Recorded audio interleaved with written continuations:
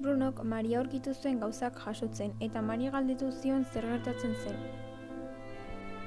Arratsalde hartan Bruno amarekin hitz egin zuen eta amak beste leku batera bizitzera joan beharko zirela azaldu zien.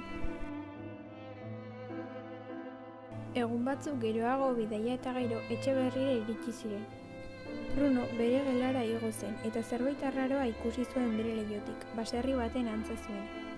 Arratsaldean Bruno bere zinbulu-zanbuluarekin jolasean zebilen erori egin zen, Padele gertatutakoa ikusi zuen eta laguntzera joan zen.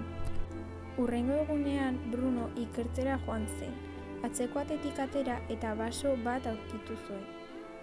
Basoa bukatzean bere leihotik ikusten zuen, berak deitutako baserria aurkitu zuen. Han mutiko argal bat zegoen eskorga baten ondoan, Esmuel izena zuena, eta berarekin hitz egin zuen. Egun batzuk geroago, Esmuel Brunoren etxean agertu zen bere edarontziak garbitzen. Brunok janaria eman zion, eta Kotler agertu zen. Esmuel leboratu zion janaria lapurtu izana. 3 egun geroago, Bruno esira gerturatu zen, baina Esmuel ez zen agertzen. Aste bat geroago, antzegoen Esmuel Bruno itxaroten. Brunok barkamena eskatu zion, eta Esmuelek begirada altxatu zuenean zauri handi bat zuela ikusi zuen. Esmuelek Kotlerrek egin zion azaldu zion.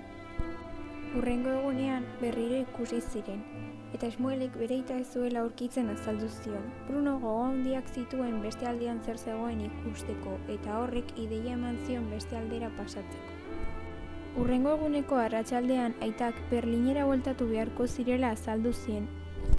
Berlinera itzuli baino ordu batzuk lehenago, Esmuel esearen beste aldean pijama marradun batekin itxaroten zegoen. Brunok jantzi eta esearen beste aldera pasatzen.